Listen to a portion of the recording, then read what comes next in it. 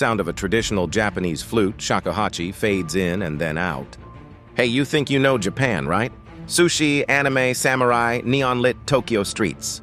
But what if I told you the real story of Japan? The one they don't always put in the textbooks is way more dramatic and, honestly, a little bit weird. For centuries, Japan was like a hermit kingdom, totally sealed off from the rest of the world. Imagine a whole country on lockdown for over 200 years. This was the Edo period. The rulers, the Tokugawa shoguns, were obsessed with stability. So they made a rule. No one leaves and almost no one comes in. If you were a Japanese fisherman who accidentally got blown off course and landed in, say, Russia, you could never come home again, ever. Life inside was unique. Society was rigidly structured. You were born a samurai, a farmer, an artisan, or a merchant, and that's what you stayed. But this forced peace led to an explosion of culture.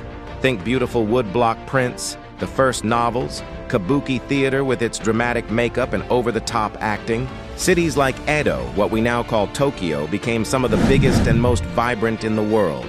People were living their lives, falling in love, creating incredible art, all inside this national bubble. But you can't keep the world out forever.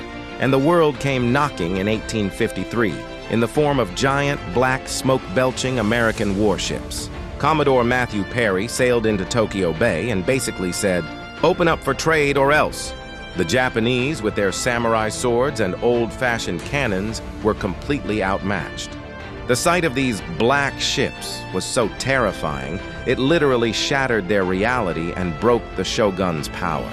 This single event triggered a revolution. It was chaos. Samurai, who had been the top dogs for centuries, were suddenly obsolete. A civil war erupted, pitting traditionalists against modernizers. It was a violent, bloody, and confusing time.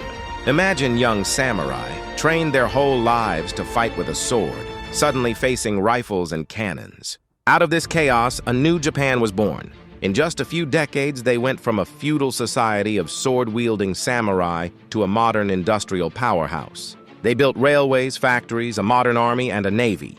They started wearing suits instead of kimonos. It was one of the fastest, most insane transformations any country has ever gone through. So the next time you see a picture of a serene temple or a cool samurai, remember the real story. It's a story of isolation, of a sudden terrifying awakening and a mad dash to change everything, all while trying not to lose their soul in the process. It's a history that proves that sometimes the most dramatic stories aren't fiction. They're real.